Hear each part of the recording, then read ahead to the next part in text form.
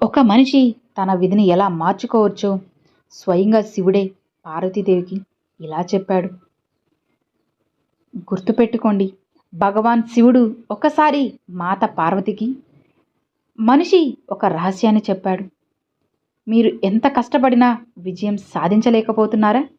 మీ ప్రయత్నాలు మళ్ళీ మళ్ళీ విఫలమవుతున్నాయా? ఇక మీ కష్టానికి తగ్గ ఫలితం దొరకడం లేదా? అయితే ఇది మీకోసమే. జాగ్రత్తగా వినండి, మీ జీవితంలో అమలు చేయండి. ఒకసారి శివుడు పార్వతి కలిసి కైలాస పర్వతంపై కూర్చొని ఉన్నారు. అప్పుడు పార్వతి శివుడిని ఇలా అడిగారు. స్వామి, నా మనసులో ఒక ప్రశ్న ఉంది. దయచేసి సమాధానం చెప్పి నా సందేహాన్ని తీర్చండి అనగానే శివుడు చిరునవ్వుతో ఏంటో చెప్పు అంటారు. ఇక పార్వతీదేవి అడిగారు, ప్రభు, మనిషి తన అదృష్టాన్ని ఎలా మార్చుకోగలడు? జీవితంలో దుఃఖం ఉంటే దాన్ని ఎలా తొలగించుకోవాలి? కష్టపడినా ఫలితం రాకపోతే, అదృష్టం వెన్నంటి ఉండకపోతే ఏం చేయాలి? అదృష్టం తన వైపు తిరిగేలా ఎలా చేయాలి? ఇక శివుడు గంభీరంగా చెప్పారు, దేవి, నువ్వు చాలా ముఖ్యమైన ప్రశ్న అడిగావు. దీనికి సమాధానం మానవ జాతి అంతా ఉపయోగపడుతుంది. నీకు ఒక కథ ద్వారా సమాధానం చెబుతాను. ఇక నీ ప్రశ్నలకి సమాధానం ఇందులోనే ఉంటాయి. జాగ్రత్తగా విను. ఇక పార్వతీదేవి వింటూ ఉంటారు. ప్రభు, దయచేసి ఈ కథ చెప్పండి, నేను శ్రద్ధగా వింటాను అనగానే శివుడు మొదలుపెట్టారు. ఒకసారి భగవాన్ విష్ణువు, లక్ష్మీదేవి సాధువుల వేషంలో భూమిపై సంచరిస్తున్నారు. అప్పుడు వాళ్ళు ఒక దట్టమైన అడవిలో రోడ్డు పక్కన ఒక వ్యక్తి తన భార్యతో కూర్చొని ఏడుస్తూ కనిపించాడు. ఇక విష్ణువు సమీపించి అడిగారు, నువ్వు ఎవరివి? ఈ విర్జన అడవిలో ఎందుకు ఏడుస్తున్నావు? ఇక విష్ణువు మాటలు విని ఆ వ్యక్తి బాధ కాస్త తగ్గింది. కన్నీళ్లు తుడుచుకుంటూ చెప్పాడు, స్వామి, నేను సమీప గ్రామంలోని ఒక దురదృష్టవంతుడైన వ్యాపారిని. నేను చేసే పని ఏదీ సక్సెస్ కాదు. నా కష్టం వృధా. నా భార్య ఆభరణాలు, ఆస్తులు అన్నీ అమ్మేశాను. నా కుటుంబం నన్ను వదిలేసింది. నా ఇల్లు కూడా తాకట్టు పెట్టాను. నా అదృష్టమే బాలేదని అనిపిస్తుంది. జీవితంపై నిరాశతో ఇక్కడ కూర్చుని ఏడుస్తున్నాను అనగానే ఇక శివుడు చెప్పారు. ఇక పార్వతి ఆ వ్యక్తి మాటలు విని విష్ణువు అంటారు, ఎవరు చెప్పారు నీ అదృష్టం బాలేదని? రా, నీ అదృష్టంలో లోపం ఏంటో చూస్తాను. ఆ వ్యక్తి చెప్పాడు, స్వామి, మొదట నేను వ్యవసాయం చేసేవాడిని. కానీ ప్రతి సంవత్సరం నష్టమే.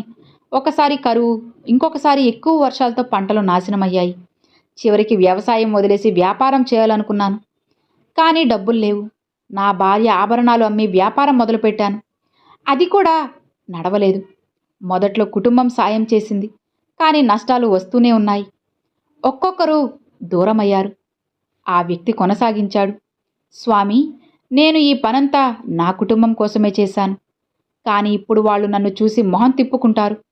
నా వల్ల ఈ దుర్గతి అని నిందిస్తారు. నాకు ఒక స్నేహితుడు ఉన్నాడు. అతను నాతో పాటే వ్యాపారం మొదలుపెట్టాడు. కానీ అతని వ్యాపారం బాగా నడుస్తుంది. అతను నా ఇంటికి వచ్చినప్పుడల్లా తన విజయగాథలు చెబుతాడు. అతని మాటలు విని నా కుటుంబం నన్ను చూసి, నీ స్నేహితుడిని చూసి నేర్చుకో, నువ్వు ఏం సాధించలేవంటారు. ఈ మాటలు వింటుంటే నాకు నా జీవితంలో ఏమీ సాధించలేనని అనిపిస్తుంది. కొన్నిసార్లు జీవితాన్ని అంతం చేసుకోవాలని కూడా అనిపిస్తుంది. ఈరోజు అలాంటి ఆలోచనతోనే ఇక్కడికి వచ్చాను. కానీ ధైర్యం చాలలేదు.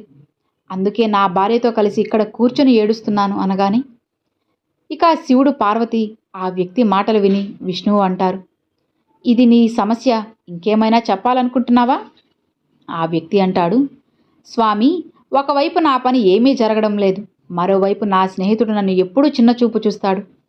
అతని మాటలు నన్ను బాధిస్తాయి. ఈ పరిస్థితిలో ఏం చేయాలో అర్థం కాదు అనగానే విష్ణువు నవ్వుతూ అంటారు, నీ స్నేహితుడు మాటలు విని నువ్వు నిజంగా బాధపడతావా? ఇక వ్యక్తి అంటాడు, అతని మాటలు నన్ను బాధిస్తాయి. విష్ణువు అడిగారు, నీకు ఏది ఎక్కువగా బాధ అనిపిస్తుందో అది నీకు విఫలం అవ్వడం వల్ల, లేక నీ స్నేహితుడి విజయం వలన అనగానే కాసేపు ఆగిపోయాడు. తరువాత చెప్పాడు, స్వామి, నిజం చెప్పాలంటే నా విఫలం కంటే స్నేహితుడి విజయం నన్ను బాధిస్తుంది. విష్ణువు మళ్ళీ అడిగారు, ఒకవేళ నీ స్నేహితుడు విఫలమైతే నీకు సంతోషంగా ఉంటుందా అనగానే వ్యక్తి అంటాడు, నాకు సంతోషమేమే. ఇక విష్ణువు నవ్వుతూ అంటాడు, అంటే సంతోషం నీ స్నేహితుడి మీద ఆధారపడి ఉంది. అతను నిన్ను సంతోషపెట్టగలడు, బాధ పెట్టగలడు. నువ్వు స్వయంగా నిన్ను సంతోషపెట్టలేవు, బాధ పెట్టలేవు. అంటే నువ్వు నీ స్నేహితుడి బానిసవైపోయావు. అందుకే నువ్వు ఏమీ సాధించలేవు అని చెబుతాడు.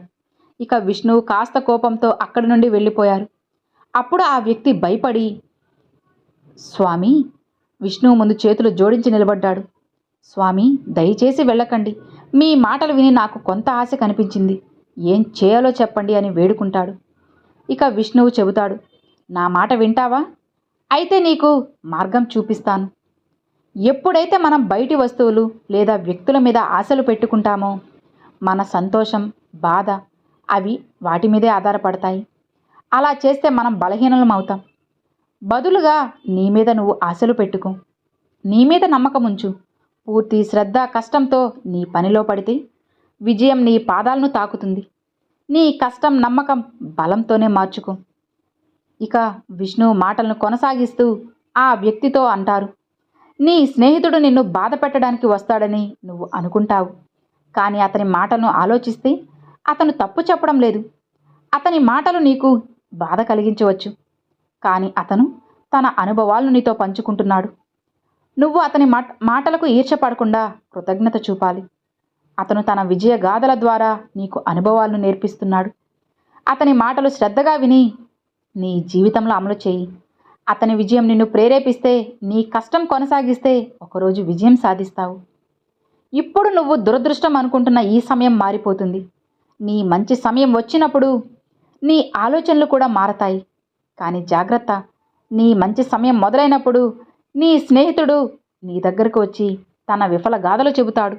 నిన్ను గందరగోళపరిచి నీ ఆత్మవిశ్వాసాన్ని కదిలించడానికి ప్రయత్నిస్తాడు. అప్పుడు కూడా నువ్వు నీ బుద్ధిని ఉపయోగించాలి. ఇప్పుడు నువ్వు అతని విజయానికి ఈర్ష్యపడుతున్నట్లే రేపు అతను నీ విజయానికి ఈర్ష్యపడతాడు. అతనికి నిన్ను బాధలో చూస్తే సంతోషం కలుగుతుంది. కాబట్టి నీ ఆలోచనలను మార్చు. నీ శక్తిని సరైన దిశలో ఉపయోగించు. విజయం కష్టం, దృఢత్వంలోనే వస్తుంది. ఇక విష్ణువు ఇలా అంటారు, ఇతరులతో పోల్చుకోవడం పూర్తిగా మానేసేయి. నీ జీవితాన్ని నీ కష్టంతో సరిచేయి. ఇదే ఆత్మనిర్భరత, విజయ మార్గం. ఇక ఆ వ్యక్తి అంటాడు, స్వామి, మీరు సరిగా చెప్పారు. కానీ నా పెద్ద బాధ ఏంటి అంటే నా కుటుంబం నా మాటలను అర్థం చేసుకోదు. నేను వాళ్ళ కోసం మంచి చేయాలనుకుంటున్నా, కానీ వాళ్ళు నన్ను తప్పు పడుతున్నారు. ఇప్పుడు వాళ్ళు నన్ను వదిలేశారు. ఇక విష్ణువు అంటారు, నీ మాట అర్థమైంది. నీ ఓదార్పు కోరుకుంటున్నాను. ఈ ప్రపంచంలో చాలామంది ఓదార్పు కోరుకుంటారు. మనం ఏదైనా చేసినప్పుడు ప్రశంసలు ఆశిస్తాం.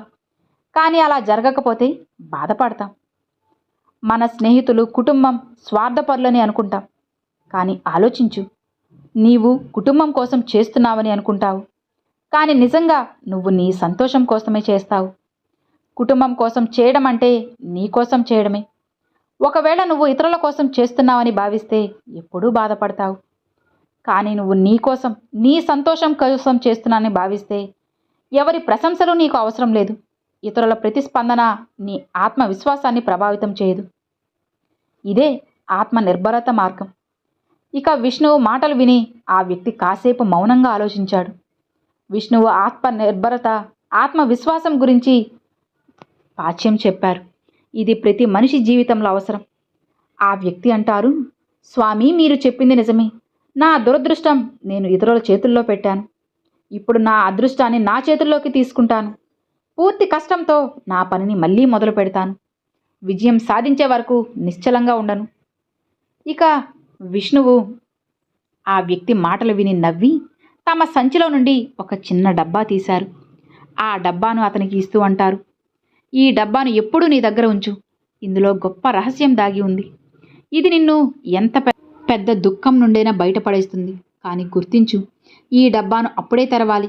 నీ జీవితంలో బ్రతకడానికి ఏ మార్గం లేనప్పుడు, ఈ ప్రపంచం నీకు పనికి రానిదిగా అనిపించినప్పుడు, ఒకవేళ నువ్వు సమయానికి ముందే తెరిస్తే ఇందులోని రహస్యాలు నాశనమవుతాయి. జాగ్రత్తగా ఉంచు. అత్యవసర సమయంలోనే ఉపయోగించు. ఇక ఆ వ్యక్తి విష్ణువుకు మాట ఇచ్చారు, స్వామి, మీ మాటను గౌరవిస్తాను. వేరే మార్గంతో నా దుఃఖాలను పరిష్కరించుకునే వరకు ఈ డబ్బాను తెరవను. ఆ వ్యక్తి విష్ణువు సలహాలను పాటించి కొత్త ఉత్సాహంతో తన జీవితాన్ని మొదలుపెట్టాడు. నెమ్మదిగా అతని కష్టం ఫలితాన్ని ఇచ్చింది. అతని జీవితంలో మార్పులు వచ్చాయి. సమయం ఎప్పుడూ ఒకేలా ఉండదు. చెడు సమయం ఎలా వస్తుందో మంచి సమయం కూడా వస్తుంది. కానీ తన కర్మ నమ్మకంతో నిలబడే వ్యక్తి మాత్రమే జీవితాన్ని బాగు చేసుకోగలడు. ఇక పార్వతి ఒకరోజు ఆ వ్యాపారి రాజ్యంపై, పక్క రాజ్యంపై దాడి చేసింది. ఆ దాడిలో శత్రురాజు మొత్తం రాజ్యాన్ని ఆక్రమించాడు. సైనికులు చుట్టూ దోపిడీ చేశారు. వ్యాపారి ఆస్తి, డబ్బు అన్నీ దోచుకున్నారు. అతని ఇంటికి నిప్పు పెట్టారు. ప్రాణాలతో బయటపడేందుకు వ్యాపారి తన కుటుంబంతో పారిపోయాడు. చాలా రోజులు ఇటు అటు తిరిగాడు. ఆహారం లేక కుటుంబం అంతా ఆకలితో బాధపడింది. ఈ సమయంలో అతని చిన్నారి తీవ్ర అనారోగ్యంతో బాధపడ్డాడు. చికిత్స లేక ఆ బిడ్డ తడమాడుతున్నాడు. ఈ దృశ్యం చూసి వ్యాపారి హృదయం ముక్కలైంది. నా బిడ్డకు చికిత్స ఎలా చేయించాలి? నా దగ్గర ఆహారానికి కూడా డబ్బులు లేవే అని బాధపడ్డాడు. ఈ దుఃఖం అనేది అతనికి తాండవం చేసింది. ఈ పరిస్థితులు వ్యాపారిని గాయమైన నిరాశలోకి నెట్టాయి. అతనికి జీవితం వ్యర్థంగా అనిపించింది. ఈ ప్రపంచంలో ఏదీ శాశ్వతం కాదు. ఎంత సాధించినా చివరికి అంతా నాశనమవుతుంది. జీవించడం వల్ల ఏం లాభమని ఆలోచించాడు. ఇక శివుడు చెప్పారు, పార్వతి, ఈ నిరాశలో ఆ వ్యాపారి తన కుటుంబంతో సహా ఆత్మహత్య చేసుకోవాలని నిర్ణయించాడు. ఇక ఆ చివరి అడుగు వేసే ముందు అతనికి విష్ణువు ఇచ్చిన డబ్బా గుర్తొచ్చింది. విష్ణువు చెప్పారు, ప్రపంచంలో ఏ మార్గం కనిపించినప్పుడు, జీవితం వృధాగా అనిపించినప్పుడు ఈ డబ్బాని తెరువు. ఇందులోని పత్రాన్ని చదివితే నీ దుఃఖమంతా తొలగిపోతుంది అనగానే వ్యాపారి ఆత్మహత్యకు ముందు ఆ డబ్బాను తెరవాలని నిర్ణయించాడు. బహుశా ఇందులో తన జీవితానికి మార్గదర్శనం ఉంటుందని ఆలోచించాడు. వెంటనే తెరిచి లోపలి పత్రాన్ని తీశాడు. ఆ పత్రంలోని మాటలను చదివిన వెంటనే అతని కళ్ళ ముందు నిరాశ అంతా తొలగిపోయింది.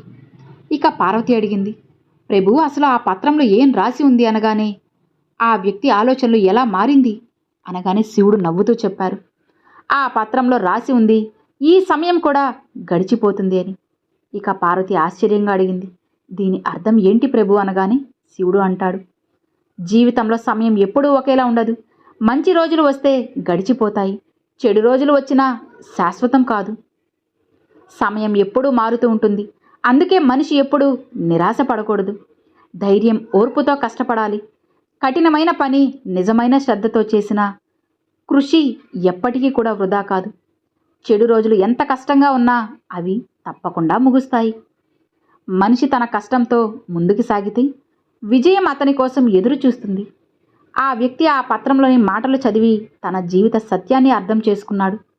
తన చెడు రోజులు ఎలా మారి మంచి రోజులు వచ్చాయో ఇప్పుడు ఈ చెడు రోజులు కూడా మారుతాయని గ్రహించాడు. కొత్త ఉత్సాహంతో జీవితాన్ని మళ్ళీ నిర్మించుకోవాలని సంకల్పించాడు. అతని కష్టం నిజాయితీతో తన వ్యాపారాన్ని మళ్ళీ మొదలెట్టాడు. నెమ్మదిగా అతని కష్టం ఫలితాన్నిచ్చింది. ఒకరోజు అతను తన నగరంలో అత్యంత విజయవంతమైన వ్యాపారి అయ్యాడు. తన కుటుంబంతో సుఖశాంతితో జీవించాడు. సో చూశారు కదండి, ఈ కథ మనకు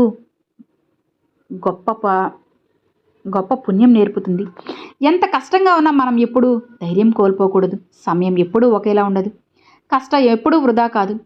శివుడు నిజమైన భక్తులైతే మాత్రం ఖచ్చితంగా ఆ భగవంతుడిపై నమ్మకంతో ఉండండి. ఖచ్చితంగా మీకు అంతా కూడా మంచే జరుగుతుంది. అర్థమైంది కదా?